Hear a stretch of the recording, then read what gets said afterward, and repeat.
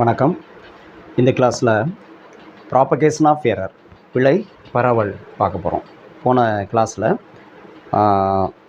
Error analysis, அதாவது பிழை பகுப்பாய்வு பார்த்தோம். அதில் வந்து எப்படி வந்து ஒரு செட் ஆஃப் ரீடிங்ஸ் இருக்குது அப்படின்னா, அப்சர்வேஷன்ஸ் இருக்குது அப்படின்னா, அதாவது அளவிடப்பட்ட மதிப்புகள் இருக்குது அப்படின்னா, அதிலிருந்து எப்படி உண்மையான மதிப்புக்கு நெருங்கிய ஒரு மதிப்பை வந்து எப்படி கண்டுபிடிக்கிறது, அப்புறம் அதில் வந்து எவ்வளோ பிழை இருக்குது அப்படின்னு கண்டுபிடிக்கிறது, அதில் வந்து தனிப்பிழை, அப்புறம் தனிப்பிழை கண்டுபிடிச்சதுக்கப்புறம் சராசரி பிழை கண்டுபிடிப்போம், அப்புறம் பின்ன பிழை கண்டுபிடிச்சோம் அல்லது பின்ன பிழை, அடுத்தது வந்து விழுக்காட்டு பிழை அல்லது சதவீத பிழை எப்படி கால்குலேட் பண்ணுறது அப்படிங்கிறதெல்லாம் போன கிளாஸில் பார்த்தோம். இப்போ வந்து ப்ராபகேஷன் ஆஃப் எரர், அதாவது பிழை பரவல், ஒரு அரித்மெட்டிக் ஆப்ரேஷன்ஸில், அதாவது கூட்டல், கழித்தல், பெருக்கல், வகுத்தல், இது மாதிரி கணக்கீடுகளில் நிறைய அளவுகள் வந்து பயன்படுத்தும், நிறைய குவான்டிட்டிஸ் இன்வால்வ் ஆகும். அப்போ அந்த ஒரு ஃபார்முலாவில் கொண்டு போய் சப்ஸ்டியூட் பண்ணுறப்ப ரெண்டு அளவுகளை வந்து கூட்டுறப்ப பிழை என்னாகும், கழிக்கிறப்ப என்னாகும், பெருக்கிறப்ப என்னாகும், வகுக்கிறப்ப என்னாகும், இந்த மாதிரி பவர் கண்டுபிடிக்கிறப்ப பிழை என்னாகும், அதை இப்போ நம்ம விரிவாக பார்க்கலாம். ஓகே, ஃபஸ்ட்டு வந்து அடிஷன், கூட்டலில் பிழை வந்து எப்படி பரவுது அப்படின்னு பார்ப்போம். கூட்டல், இரு அளவுகளுடைய கூடுதல் கண்டுபிடிக்கிறோம், அப்போ என்ன ஆகுதுன்னு பார்ப்போம். இப்போ ரெண்டு அளவுகள் இருக்குது, ஏன்னு ஒரு அளவு இருக்குது, அதில் இருக்கக்கூடிய பிழை எவ்வளோ அப்படின்னா plus or minus delta A அப்படின்னு சொல்லி, இதுதான் வந்து பிழை. டெல்டா ஏங்கிறது தான் பிழை. பின்னு ஒரு அளவு மெஷர் பண்ணுறாங்க, அதில் பிழை எவ்வளோ இருக்கலாம் அப்படின்னா டெல்டா பி, இது வந்து பிழை. டெல்டா பிங்கிறது பிழை. இப்போ இது ரெண்டுக்குடைய கூடுதல் கண்டுபிடிக்கணும். இப்போ கூடுதல் கண்டுபிடிக்கிறப்ப இசட் ஈக்குவல் டு, இசட்டுங்கிறது தான் கூடுதல்னு வச்சுக்குவோம், இது ரெண்டையும் கூட்டும், ஏ ப்ளஸ் பி. சரியா? இதில் எவ்வளோ பிழை இருக்கும், இந்த ரெண்டையும் கூட்டணும்ல, அதில் எவ்வளோ பிழை இருக்கும் அப்படின்னா அதுதான் டெல்டா இசட் அப்படின்னு சொல்லி. அதில் எவ்வளோ பிழை இருக்குன்னா டெல்டா ஏல இருக்கக்கூடிய பிழை ப்ளஸ் டெல்டா பியில் இருக்கக்கூடிய பிழை, இது ரெண்டையும் கூட்டணும். அந்த கூடுதல் வந்து என்னவாக இருக்கலாம் அப்படின்னா அது ப்ளஸ்லேயும் வரலாம், மைனஸ்லேயும் வரலாம். அதாவது இந்த மதிப்பில், இந்த இசட் மதிப்பு இருக்குல்ல, அதில் வந்து பிழை வந்து என்னது, பிழைங்கிறது இப்போ உதாரணத்துக்கு இது வந்து 1 அப்படின்னா இது 1, ஓகே. அப்போ 1 + 1 2, அப்போ 2 வந்து என்னது, இந்த மதிப்பில் அதிகமாகவும் இருக்கலாம், கம்மியாகவும் இருக்கலாம், அதான் இதுக்கு அர்த்தம் ப்ளஸ் ஆர் மைனஸ். இப்போ இதுதான் வந்து கூடுதலில் நம்ம பிழை கண்டுபிடிக்கிறது. ஸோ அப்போ ரெண்டு அளவுகளை கூட்டும் பொழுது பிழை வந்து என்ன ஆகுது, நமக்கு ஆட் ஆகுது, அதிகமாகுது அப்படிங்கிறது தெரியுது. இதுக்கு ஒரு எக்ஸாம்பிள் பார்க்கலாம். என்ன எக்ஸாம்பிள் அப்படின்னா, இப்படி ஒரு கொஸ்டின் கொடுத்துருக்காங்க. 2 ரெசிஸ்டார்ஸ் R1 R2 கொடுத்துருக்காங்க, ரெண்டு ரெசிஸ்டார்ஸ், மின் தடைகள், மின் தடையாக்கிகள் நம்ம படிச்சிருக்கோம். ஸோ அப்போ R1 எவ்வளோ வேல்யூ கொடுத்துருக்காங்கன்னா 100 ± 3 ஓம் அப்படின்னு கொடுத்துட்டாங்க. அதாவது 100, இந்த 3ங்கிறது என்னது, அதில் இருக்கக்கூடிய பிழை. அதே மாதிரி R2 இதோட வேல்யூ எவ்வளோ கொடுத்துருக்காங்கன்னா 150, இது வந்து எக்ஸாம்பிள். ஓகே, 150 ± 2 ஓம் கொடுத்துட்டாங்க. ரெண்டு ரெசிஸ்டர்ஸ், இது ரெண்டும் தொடர் இணைப்பில் இணைக்கப்படுது. They are connected in series. இந்த மாதிரி சீரீஸ் கனெக்ஷனில் இணைச்சிடறோம் R1 R2. அப்போ what is the total resistance, தொகுபயன் மின்தடை என்ன அப்படின்னு கேட்குறாங்க. தொகுபயன் மின்தடைனா சீரீஸ் கனெக்ஷன் RS = என்ன பண்ணுவோம், R1 + R2 ரெண்டையும் கூட்டுவோம். அப்போ இங்கே தொகுபயன் மின்தடை எப்படி கண்டுபிடிக்கிறது அப்படின்னா RS = இந்த மதிப்புகள் ரெண்டையும் கூட்டிடணும். கூட்டினா எவ்வளோ வரும், 100 + 150 இல்லையா, 100 + 150, அப்போ 215 வரும். ஓகே, ப்ளஸ் ஆர் மைனஸ் இந்த பிழைகள் என்ன சொன்னேன், டெல்டா ஏ ப்ளஸ் டெல்டா பின்னு சொன்னேன். இதுதான் டெல்டா ஏ, இது டெல்டா பி மாதிரி. அப்போ 3 + 2, 3 + 2, அப்போ என்ன வரும் நமக்கு 250 ± 5 ஓம் இல்லையா. இதான் வந்து என்னது, இதில் இருக்கக்கூடிய மதிப்பு கூடுதல். அதாவது ரெண்டு மின்தடைகளை தொடர் இணைப்பில் இணைச்சோம் அப்படின்னா கிடைக்கக்கூடிய தொகுபயன் மின்தடை பிழையோடு நம்ம வந்து கண்டுபிடிச்சிருக்கோம். Okay, when two resistors are connected in series, the effective resistance of the combination எவ்வளோ அப்படின்னா அவ்வளோ வந்துருக்கு. அப்போ இதில் பார்த்தீங்கன்னா இண்டிவிஜுவலாக ஒவ்வொரு மின்தடையிலையும் பிழை வந்து பார்த்தீங்கன்னா இதில் 3 ஓம், இதில் வந்து 2 ஓம் இருக்குது. ஆனால் கூட்டினதுக்கப்புறம் பிழை வந்து என்ன இருக்குது, மேக்ஸிமம் 5 ஓம் அப்படின்னு கிடச்சிருக்கு. அது +5 ஓமாகவும் 5 ஓம் அல்லது -5 ஓமாக இருக்கலாம். ஸோ இதுதான் வந்து கூடுதலில் எப்படி பிழை வந்து பரவுது அப்படிங்கிறதுக்கான எக்ஸாம்பிள். இதே மாதிரி கழித்தலில் என்ன ஆகுது அப்படின்னு பார்ப்போம். சப்ட்ராக்ட் பண்ணுறப்ப என்ன ஆகுது அப்படிங்கிறது பார்ப்போம். இப்போ கூடுதலில் என்ன சொன்னோமோ அதே தான் வந்து கழித்தலுக்கும் சப்ட்ராக்ஷனுக்கும். ஓகே, அது பார்க்கலாம். இதை முதல்ல நோட் பண்ணிக்கணும்.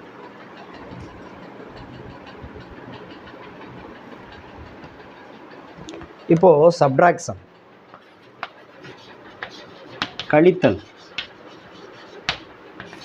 கழித்தலில் பிழை வந்து எப்படி பரவுது அப்படின்னா, கூட்டலில் எப்படி பண்ணோமோ அதே தான் பண்ண போகிறோம். அங்கே பார்த்தோம்ல, ஏங்கிற ஒரு அளவு இருக்குது, அதில் இருக்கக்கூடிய பிழை வந்து plus or minus delta A. பின்னு ஒரு அளவு இருக்குது, அதில் இருக்கக்கூடிய பிழை வந்து plus or minus delta B. Okay, இப்போ ஏலேருந்து பியை கழிக்கிறோம். அப்போ என்ன ஆகும் அப்படின்னா Z equal to A minus B. இங்கேயும் பிழை எவ்வளோ அப்படின்னா plus or minus delta A plus delta B தான். Delta A plus delta B, அதாவது இதில் இருக்கக்கூடிய பிழை இதில் இருக்கக்கூடிய பிழை ரெண்டையும் வந்து கூட்டி அது வந்து என்ன மதிப்பு வந்து அதிகமாகலாம் அல்லது குறையலாம் உண்மையான மதிப்போட. அதுதான் வந்து பிழை. இப்போ இதுக்கு ஒரு எக்ஸாம்பிள் பார்ப்போம். என்ன எக்ஸாம்பிள்னா, the temperatures of two objects measured by a thermometer. இரண்டு வெவ்வேறு பொருட்களுடைய வெப்பநிலையை ஒரு வெப்பநிலைமானிய உதவியால் அளக்குறோம். அந்த வெப்பநிலை வந்து என்ன கொடுத்துருக்காங்க அப்படின்னா இப்படி கொடுத்துருக்காங்க. T1 ஒரு பொருளோட வெப்பநிலை வந்து 20 plus or minus 0.5 degree Celsius. another temperature of another object, இன்னொரு பொருளுடைய வெப்பநிலை வந்து 50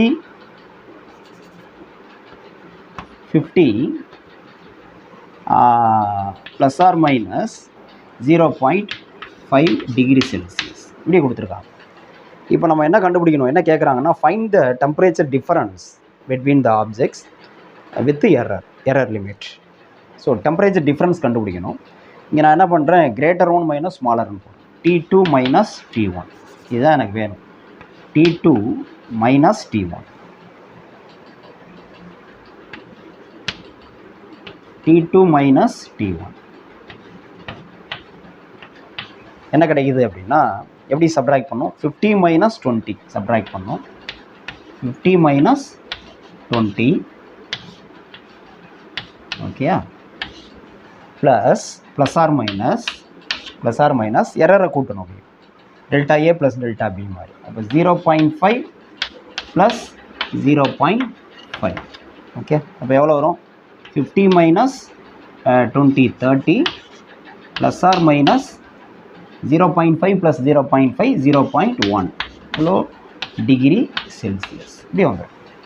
அப்போது கழிக்கிறப்ப நமக்கு வந்து டிஃப்ரென்ஸ் வந்து 30 கிடைக்குது. ஆனால் எரர் வந்து பார்த்திங்கன்னா இதில் ஒரு 0.5 எரர், இதில் ஒரு 0.5 எரர், நமக்கு வந்து 0.1 டிகிரி செல்சியஸ் எரர் வந்து இருக்குது அப்படிங்கிறது தெரியுது. அது ப்ளஸ்ஸோ மைனஸோ.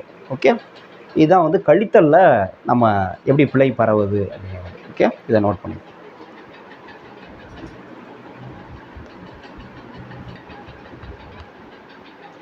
Next multiplication.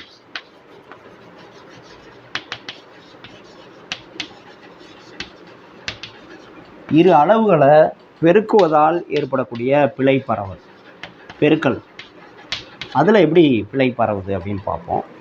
இப்போ ஏன்னு ஒரு அளவு இருக்குது, அதில் இருக்கக்கூடிய பிழை வந்து ப்ளஸ் ஆர் மைனஸ் டெல்டா ஏன்னு வச்சுக்குவோம். அங்கே பார்த்த மாதிரியே பின்னு ஒரு அளவு இருக்குது, அதில் இருக்கக்கூடிய பிழை ப்ளஸ் ஆர் மைனஸ் டெல்டா பின்னு வச்சுக்குவோம். இப்போ இதில் இருக்கக்கூடிய இதை ரெண்டையும் பெருக்கணும்னா நம்ம என்ன கிடைக்கும் அப்படின்னா Z equal to A into B கிடைக்கும். பிழை இல்லைன்னா, பிழை இருக்கிறப்ப அதில் எவ்வளோ பிழை அப்படின்னா அந்த பிழை எப்படி கண்டுபிடிக்கிறோம் நம்மனா பின்ன பிழையாக கண்டுபிடிக்கிறோம்.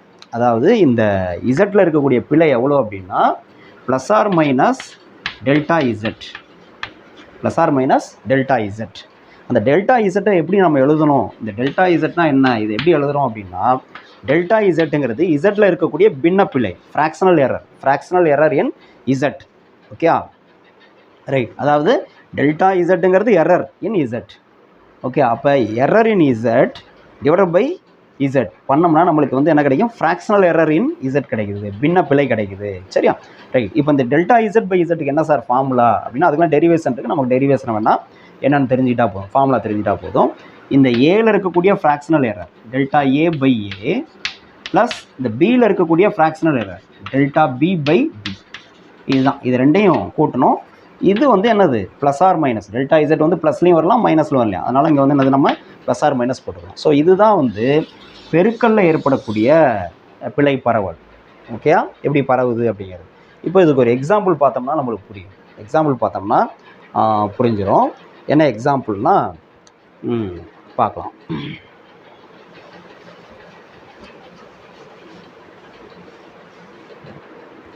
இப்போ கவனிங்க, ஒரு ரெக்டாங்கிள் இருக்குது சார். ரெக்டாங்கிள் இதோட லென்த்து வந்து என்ன கொடுத்துருக்காங்கன்னா 5.7 length, 5.7 plus or minus 0.1 centimetre. Okay, 5.7 centimetre இதனுடைய லென்த்து. அதில் எரர் வந்து எவ்வளோ இருக்கலாம், ப்ளஸ் ஆர் மைனஸ் 0.1 சென்டிமீட்டர் இருக்கலாம். அதே மாதிரி பிரெத்து சொல்லியிருக்காங்க. எவ்வளோ சொல்லியிருக்காங்கன்னா 3.4 ப்ளஸ் ஆர் மைனஸ் 0.2 சென்டிமீட்டர்.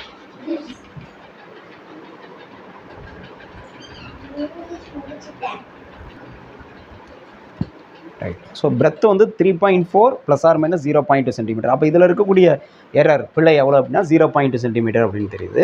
இப்போ என்ன கேட்குறாங்கன்னா ஏரியா கண்டுபிடிக்கணும். இந்த ஏரியா நம்ம வந்து கண்டுபிடிக்கணும். எல்பி கொடுத்துட்டாங்க, ஏரியா எவ்வளோ அப்படின்னு நம்ம மெஷர் பண்ணணும். நமக்கு தெரியும் ஏரியாவுக்கு என்ன ஃபார்முலா, ஏரியா அப்படின்னா A equal to length into breadth. இப்போ லென்த் இன்ட்டு பிரெத் வந்து மெஷர் பண்ணுங்கள், சரி மல்டிப்ளை பண்ணுங்கள். லென்த் வந்து எவ்வளவு, பிழைக்கு அப்புறம் வரும், எரருக்கு அப்புறம் வரும். முதல்ல என்ன கொடுத்துருக்காங்க 5.7 இன்ட்டு பிரெத் எவ்வளவு 3.4. இவ்வளோ, இதுவும் சென்டிமீட்டரில் இருக்குது, இதுவும் சென்டிமீட்டரில் இருக்குது. அப்போ சென்டிமீட்டர் ஸ்கொயர். ஓகே, இதை மல்டிப்ளை பண்ணால் என்ன வருது பார்ப்போம். என்ன வேல்யூ வருது, 5.7 இன்ட்டு 3.4. 5.7 இன்ட்டு 3.4 எவ்வளோ வருதுன்னா 19.38 வருது. 19.38 சென்டிமீட்டர் ஸ்கொயர். இது ஏரியா. இப்போ வித் லிமிட், வித் எரர் லிமிட்டோடு நம்ம வந்து எழுதணும். எரர் இதில் எவ்வளோ இருக்கும், இது வந்து ஏரியா ரைட்டு. இதில் எவ்வளோ எரர் இருக்கலாம், ஏன்னா வந்து லென்த்தில் ஒரு எரர் இருக்குது, பிரெத்தில் எவ்வளோ எரர் இருக்குது. அப்போ ஏரியாவில் எவ்வளோ எரர் இருக்கலாம் அதை சொல்லணும். அது எப்படி கண்டுபிடிக்கிறது, அதுக்கு தான் நம்ம என்ன சொன்னோம் ஏற்கனவே, என்ன ஃபார்முலா பார்த்தோம், delta Z by Z equal to என்னது delta A by A plus delta B by B அப்படின்னு பார்த்தோம் இல்லையா. அப்போ அதே மாதிரி இங்கே டெல்டா இசட்னா இங்கே என்ன அளவு, ஏரியா. அப்போ இங்கே வந்து delta A by A for area, இங்கே delta A by A equal to delta ஏங்கிறது என்னது, இங்கே இந்த ஃபார்முலா அப்படி ஏங்கிறது எல். அப்போ delta L by L plus delta பிங்கிறது என்னது, பி ஃபார் பிரெத் இங்கே. So delta B by B இதுதான். இப்போ இதில் எரர் எவ்வளோ அப்படின்னா, அந்த ஏல எரர் எவ்வளோ அப்படின்னா delta A plus or minus delta A, அதாவது இந்த டெல்டா ஏ இது கிடையாது. ஸோ அதை கண்டுபிடிக்கணும் நம்ம, இந்த ஃபார்முலா இதுபடி நம்ம என்னது கண்டுபிடிக்கணும். இப்போ கண்டுபிடிப்போம், வேல்யூலாம் சப்ஸ்டிட் பண்ணுவோம். நமக்கு டெல்டா ஏ தான் வேணும். அப்போ ஏ அந்த பக்கம் கொண்டு போய்க்கலாம், இது அப்படியே இருக்கட்டும்.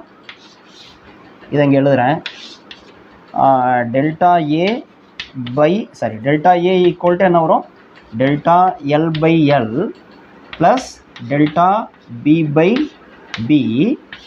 இந்த ஏ அங்கே போகுது இன்ட்டு ஏ. ஓகே, இப்போ வேல்யூலாம் சப்ஸ்டிட் பண்ணுங்கள். டெல்டா எல் என்னது, டெல்டா எல்னா இது எல், இது டெல்டா எல். இப்போ 0.1 டிவைட் பை எல் எவ்வளவு 5.7. இப்போ 5.7 ப்ளஸ் டெல்டா பி எவ்வளவு, இங்கே இருக்குது பாருங்கள், இது வந்து பி, இது டெல்டா பி, சரி இது கிடையாது, இது பி, இது வந்து டெல்டா பி. டெல்டா பி என்னது 0.2. அப்போ 0.2 டிவைட் பை பி எவ்வளவு 3.4 இன்ட்டு ஏ எவ்வளவு, ஏ நம்ம கண்டுபிடிச்சோம் இல்லையா, ஏ ஃபார் ஏரியா இங்கே கண்டுபிடிச்சோம் 19.38. அதை இங்கே எழுதிடுவோம் 19.38. Okay right. இப்போது இதை டிவைட் பண்ணுங்கள். 0.1 டிவைட் பை 5.7 எவ்வளோ வருதுன்னா 0.1 divide by 5.7 equal to 0.0175. 0.0175 plus அதே மாதிரி 0.2 பை 3.4. 0.2 பை 3.4 எவ்வளோ வருதுன்னா 0.0588. 0.0588 இது ப்ராக்கெட்டுக்குள்ளே இருக்கிறது இன்ட்டு 19.38 இருந்துச்சு. இப்போ இது ரெண்டும் ஆட் பண்ணுவோம். ஆட் பண்ணால் என்ன வருதுன்னு பார்ப்போம். 0.0175 ப்ளஸ் 0.0588 என்ன வருது 0.0763 வருது. 0.0763 இது ப்ராக்கெட்டுக்குள்ளே இருக்குது. இன்ட்டு என்ன இருக்குது 19.38 இருக்குது. 19.38. இப்போ இதால் இதை மல்டிப்ளை பண்ணால் என்ன வருதுன்னு பார்ப்போம். இப்போ 0.0763 இன்ட்டு 19.38 மல்டிப்ளை பண்ணால் 1.478ன்னு வருது. 1.478 எழுதிடுறேன். 1.478. ஓகே. இப்போ நம்ம வந்து நான் என்ன பண்ணுறேன், இதோட கட் பண்ணிக்கிறேன். 1.47 இதை ரவுண்ட் ஆஃப் பண்ணால் 1.48ன்னு சொல்லலாம். இப்படி எழுதிக்கலாம். 1.48ன்னு எழுதலாம். ஓகே. அப்போ டெல்டா ஏவோட வேல்யூ வந்து என்னது 1.48 சென்டிமீட்டர். ஓகே. அப்போ நம்ம டெல்டா ஏ கண்டுபிடிச்சாச்சு. டெல்டா ஏ வந்து 1.48 சென்டிமீட்டர்னா இப்போ வேல்யூ எழுதுகிறப்ப எப்படி எழுதணும், A equal to area 19.38 plus or minus அந்த 1.48 இவ்வளோ சென்டிமீட்டர் ஸ்கொயர். ஓகே, இவ்வளோ centimetre square, 1.48 centimetre square. Okay, right. இதுதான் வந்து வேல்யூ. ஸோ இதை இன்னும் ரவுண்ட் ஆஃப் சொல்லணும் அப்படின்னா இந்த 1.48 1.5ன்னு கூட வச்சுக்கலாம். 1.5 அப்படின்னு கூட இதை வந்து கன்வெர்ட் பண்ணிக்கலாம். இதான் வந்து வேல்யூ. ஸோ இப்படி தான் வந்து நம்ம ஏரியா வித்து எரர் லிமிட்டை வந்து கண்டுபிடிக்கணும். வெறும் ஏரியானா டேரெக்டாக மல்டிப்ளை பண்ணிக்கலாம். எரர் வித் எரருங்கிறப்ப ஏரியாவில் இருக்கக்கூடிய error, that is delta A கண்டுபிடிக்கணும். டெல்டா ஏ கண்டுபிடிக்கிறதுக்கு என்ன பண்ணணும், டெல்டா எல்ல இருக்கக்கூடிய ஃப்ராக்ஷனல் எரர், லென்த்தில் இருக்கக்கூடிய ஃப்ராக்ஷனல் எரர், பிரெத்தில் இருக்கக்கூடிய ஃப்ராக்ஷனல் எரர் ரெண்டையும் ஆட் பண்ணால் தான் நமக்கு என்னது ஏல இருக்கக்கூடிய ஃப்ராக்ஷனல் எரர் கிடைக்கும். அந்த ஃப்ராக்ஷனல் எரர் தான் இங்கே நம்ம வந்து சொல்கிறோம். ஃப்ராக்ஷனல் எரர் கிடையாது, அதிலிருந்து தான் நம்ம வந்து டெல்டா ஏ கண்டுபிடிக்கிறோம். இதுதான் டெல்டா ஏ. ஓகே. ஸோ இதே மாதிரி நம்ம வந்து என்னென்னா டிவிஷனுக்கும் இதே ஃபார்முலா தான் அப்ளை பண்ணுறோம். அதை அடுத்து பார்ப்போம். இதை நோட் பண்ணிக்கோங்க.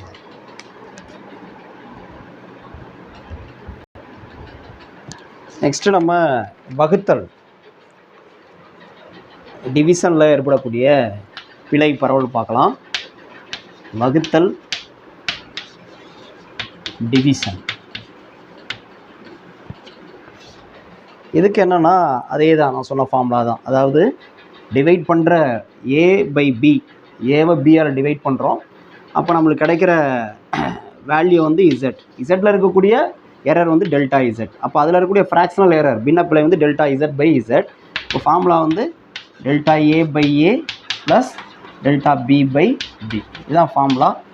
இது வந்து என்னது ப்ளஸ்லேயும் வரலாம் மைனஸ்லையும் வரலாம். ஸோ ப்ளஸ் ஆர் மைனஸ், இதுதான் ஃபார்முலா. இப்போ இதுக்கு ஒரு எக்ஸாம்பிள் பார்ப்போம். எக்ஸாம்பிள் பார்த்தா புரியும். இப்போ என்ன கொடுத்துருக்காங்கன்னா ஒரு example, potential difference across the wire. ஒரு கம்பியினுடைய இரு முனைகளுக்கு இடையே உள்ள மின்னழுத்த வேறுபாடு எவ்வளோ கொடுத்துருக்காங்கன்னா V equal to 100 plus or minus 5 voltage. அதாவது 100 வோல்டேஜுங்கிறது வேல்யூ, அதில் எரர் வந்து எவ்வளோ இருக்கலாம், ப்ளஸ் ஆர் மைனஸ் 5 வோல்டேஜ் இருக்கலாம்.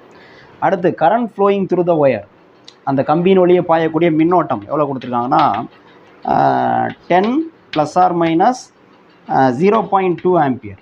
10 ப்ளஸ் ஆர் மைனஸ் 0.2 ஆம்பியர் சொல்லிட்டாங்க. இப்போ என்ன நம்ம கண்டுபிடிக்கணும்னா find the resistance of the given wire. அந்த கம்பியினுடைய மின்தடை ஆர் வந்து கண்டுபிடிக்கணும். இதுதான் நமக்கு தெரியும்.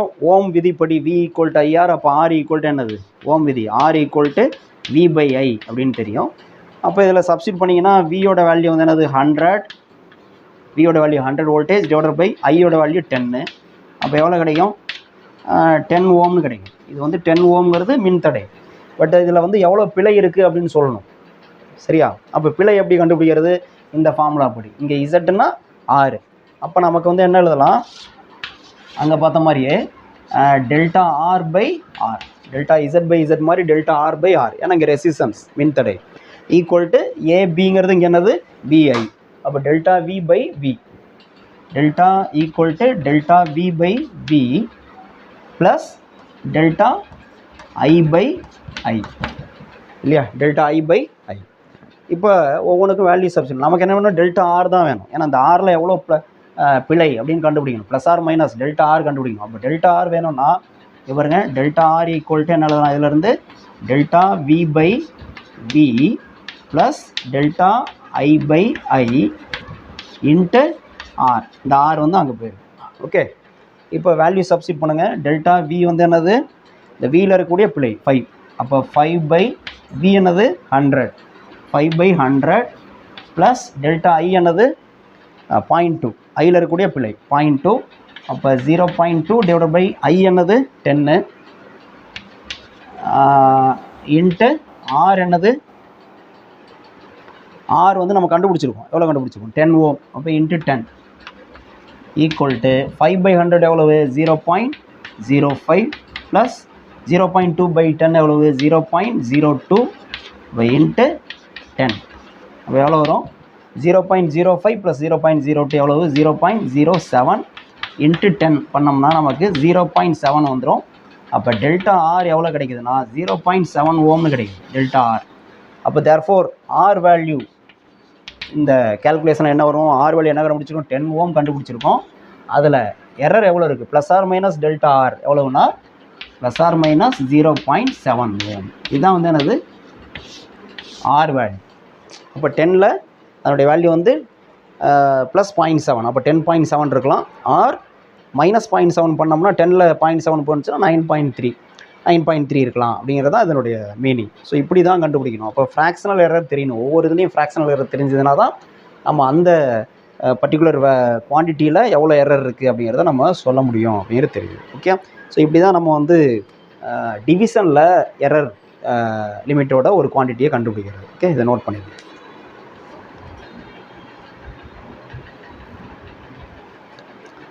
நெக்ஸ்ட்டு பவரில் என்ன பிழை இருக்குது அப்படின்னு கண்டுபிடிக்கிறோம். பவர் ஆஃப் குவான்டிட்டி, ஒரு குவான்டிட்டி இருக்குது, அதனுடைய பவர் கண்டுபிடிக்கிறோம். அதாவது அடுக்கு மடங்கு அடுக்கு கண்டுபிடிக்கிறோம்.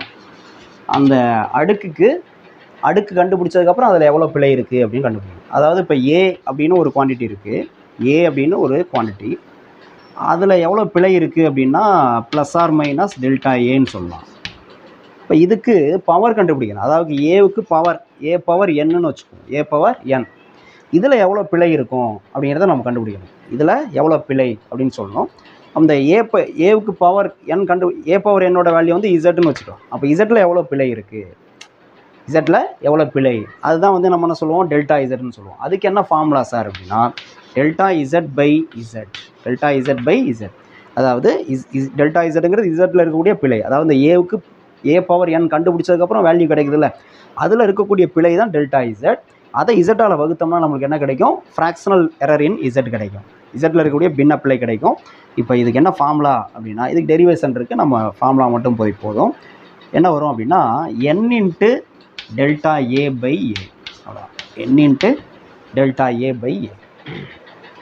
ஓகே, இப்போ வெறும் என் இல்லை ஏ மட்டும் தான் இருக்குது அப்படின்னா என்ன அர்த்தம், இதில் இருக்கக்கூடிய பிழை வந்து delta Z by Z equal to delta A by ஏன்னு சொல்லலாம். ஆனால் இங்கே வந்து எனது பவர் என்ன இருக்கிறப்ப அந்த பவர் என்ன வந்து முன்னாடி வந்துடுது, N delta Z by Z equal to N into delta A by A. இதான் வந்து ஃபார்முலா, ரொம்ப முக்கியமான ஒரு ஃபார்முலா.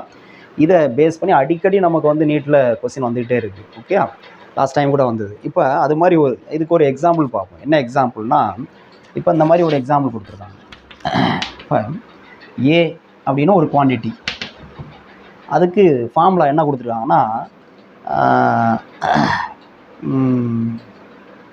இது வந்து ஏ இல்லை எக்ஸ்ன்னு வச்சுக்கோங்க. X equal to A squared B cube by C into root of D. இதுதான் ஃபார்முலா. ஒரு ஈக்குவேஷன் இப்படி கொடுத்துருக்காங்க கிவன். இதில் என்ன சொல்லியிருக்காங்கன்னா இந்த பர்சன்டேஜ் எரர் இன் ஏபிசிடி சொல்லிட்டாங்க. அதாவது ஏபிசிடி இந்த அளவுகளில் இருக்கக்கூடிய சதவீத பிழைகள் எவ்வளோன்னு கொடுத்துட்டாங்க. ஏல வந்து எவ்வளோ பர்சன்டேஜ் இருக்குன்னா 4% சொல்கிறாங்க. பியில் எவ்வளோ பர்சன்டேஜ் இருக்குதுன்னு சொல்கிறாங்கன்னா 2% இருக்குதுன்னு சொல்கிறாங்க. எரர் இருக்குது அவ்வளோ.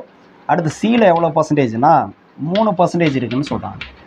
அடுத்து டியில் எவ்வளோ பர்சன்டேஜ் அப்படின்னா 1% இருக்குதுன்னு சொல்கிறாங்க. ஸோ இந்த 4 அளவுகள்லையும் எவ்வளோ எரர் இருக்குது அப்படிங்கிறத சொல்லியாச்சு, எவ்வளோ பர்சன்டேஜ் எரர் இருக்குன்னு சொல்லியாச்சு.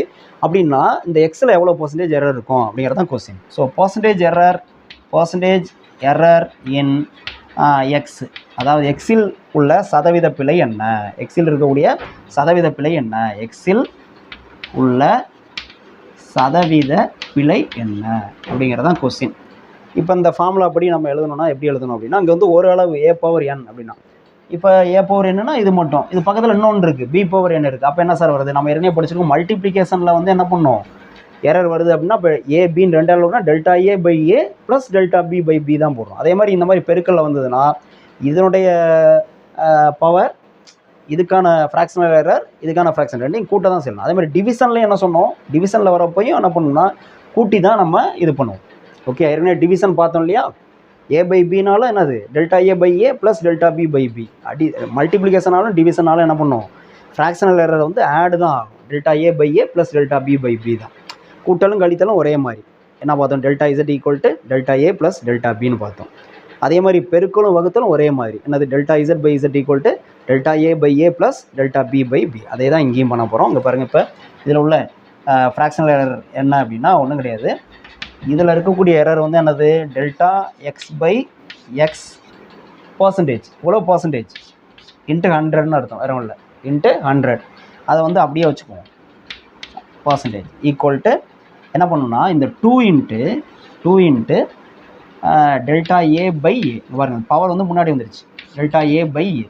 Okay, into 100% into 100%. இதுதான் அவங்க கொடுத்துட்டாங்க. எவ்வளோ பர்சன்டேஜ், ஏல இருக்கக்கூடிய சதவீத பிழை இதுதான் அவங்க கொடுத்துட்டாங்க, 4ன்னு கொடுத்துட்டாங்க, 4%. ஓகே, அப்போது இதே மாதிரி என்ன பண்ணலாம், ப்ளஸ் பிக்கு பவர் என்ன 3, அது முன்னாடி வந்துடணும், delta B by B into 100% plus சிக்கு பவர் என்னது 1, அது டிவிஷனில் இருந்தால் தான் அதெல்லாம் என்னது அடிஷனில் தான் வரும். ஓகே, அப்போ power 1 into delta C by C into 100% plus root of டினா நம்மளுக்கு தெரியும், டி பவர் ஆஃப்னு எழுதலாம். அப்போ பவர் வந்து இதுக்கு ஆஃப், அந்த ஆஃப் வந்து முன்னாடி வந்துடுது, ஆஃப் இன்ட்டு என்ன வரும், delta D by D into 100% அப்படி வந்து இன்ட்டு 100%. ஓகே, தள்ளி எழுதுகிறேன்.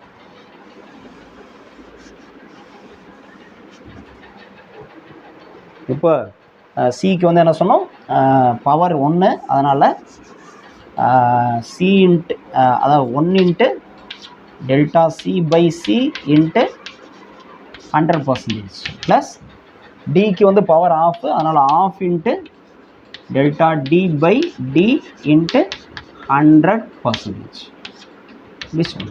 ஓகே, இந்த மாதிரி. ஓகே, ஸோ இப்போ இந்த வேல்யூ எல்லாம் அப்படியே சப்ஸ்டியூட் பண்ண விட்டு தான் நான் இங்கே எழுதுகிறேன், அங்கே இடம் இல்லை. அதனால் இப்போ delta X by X percentage, அதில் உள்ள பர்சன்டேஜ் அதாவது into 100, delta X by X into 100%. Okay, அதில் இருக்கக்கூடிய சதவீத பிழை தான் கேட்டிருக்காங்க, கொஸ்டின் அதுதான். அப்போ பர்சன்டேஜ் எரர் இன் எக்ஸ் வந்து எவ்வளோ அப்படின்னா 2 இன்ட்டு இந்த பர்சன்டேஜ் தான் அங்கே கொடுத்துருக்காங்க, ஏல 4%. அப்போ 2 இன்ட்டு 4% ப்ளஸ் 3 இன்ட்டு பியில் இருக்கக்கூடிய பர்சன்டேஜ் எரர் 2, அப்போ 3 இன்ட்டு 2% ப்ளஸ் சியில் 3%. சிக்கு வந்து என்னது 1 தான், அப்போ 1 இன்ட்டு 3%, 1 இன்ட்டு 3% ப்ளஸ் டிக்கு வந்து என்னது ஆஃப் இன்ட்டு அதில் உள்ள பர்சன்டேஜ் எரர் 1%, அப்போது 1%. அப்போ எவ்வளோ வருது பாருங்கள், 2 into 4 8% plus 3 into 2 6 plus 1 into 3 3 plus of into 1 0.5. இல்லையா, அப்போ எவ்வளோ வரும், 8 6 14 14 3 17 17.5, அப்போ 17.5%. அதாவது எக்ஸில் இருக்கக்கூடிய சதவீத பிழை, இதில் இருக்கக்கூடிய சதவீத பிழை எவ்வளோ அப்படின்னா 17.5% எரர் இருக்குது அப்படிங்கிறது கண்டுபிடிச்சாச்சு. இது மாதிரி கொஸ்டின் அடிக்கடி கேட்டுகிட்டே இருக்காங்க, தொடர்ந்து நம்ம நீட்டில் வந்து கேட்டுகிட்டே இருக்காங்க. இதை பார்த்து இதுதான் வந்து பிழை பரவல் அப்படின்னு சொல்கிறது, ப்ராபகேஷன் ஆஃப் எரர். ஓகே, ஒரு பர்டிகுலர் குவான்டிட்டியில் பிழை இருக்குது, அது ஓகே. அது மாதிரி நிறைய குவான்டிட்டி பிழை உள்ள நிறைய குவான்டிட்டிஸை கொண்டு வந்து இந்த மாதிரி அடிஷன், சப்ட்ராக்ஷன், மல்டிப்ளிகேஷன், டிவிஷனில் ஈடுபடுத்துகிறப்ப பிழைகள் வந்து எப்படி அதிகமாகுது அப்படிங்கிறதுக்கான ரூல்ஸ் வந்து இதுதான். ஓகே, இதை நல்லா ஒர்க் அவுட் பண்ணி பாருங்கள். நெக்ஸ்ட்டு கிளாஸில் நம்ம வந்து டைமென்ஷனல் அனாலிசிஸ் பார்ப்போம். ஓகே, நன்றி.